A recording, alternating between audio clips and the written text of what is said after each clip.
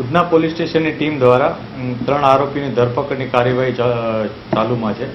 આ ઘટનામાં બનાવ એવો હતો કે ઉધના પોલીસ સ્ટેશનમાં દક્ષેશ્વર 3 રસ્તા અને જોગેશ્વરી 3 રસ્તા આ બંને સ્થળે આ ત્રણેય આરોપીઓએ એક જગ્યાએ લૂંટ અને એક જગ્યાએ સ્નેચિંગનો ઘટનાને અંજામ આપ્યો હતો। જે અનુસંધાને પોલીસે આ ત્રણેયની ધરપકડની તજવીજ ચાલુ કરેલ છે। આ બનાવમાં આ ત્રણેય જણાવ્યા પહેલાં એક રાહદારીને ઉધના જે દક્ષેશ્વર 3 રસ્તા છે તે બાજુ જઈ અને એને માર મારી અને એની પાસેથી મોબાઈલ ઝૂંટવી લીધો હતો અને લૂંટ ચલાવી હતી। આ જ રીતના એણે આના 3 દિવસ અગાઉ જોગેશ્વરી 3 રસ્તા પાસે પણ આ જ પ્રકારની એક ઘટનાને અંજામ આપતા એક મોબાઈલ સ્નેચિંગ કરી અને જતા રહ્યા હતા।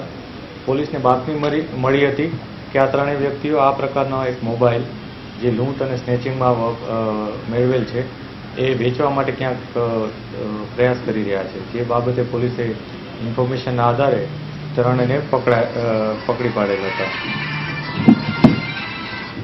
આ 3 વ્યક્તિઓમાં એકનું નામ છે મયુર ઉર્ફે રોમિયો મનોજ જોશી, એકનું નામ છે રાહુલ ઉર્ફે બટકા પ્રકાશ પાટીલ અને ત્રીજાનું નામ છે અજય ઉર્ફે ટકલા રાજેન્દ્ર ખલા।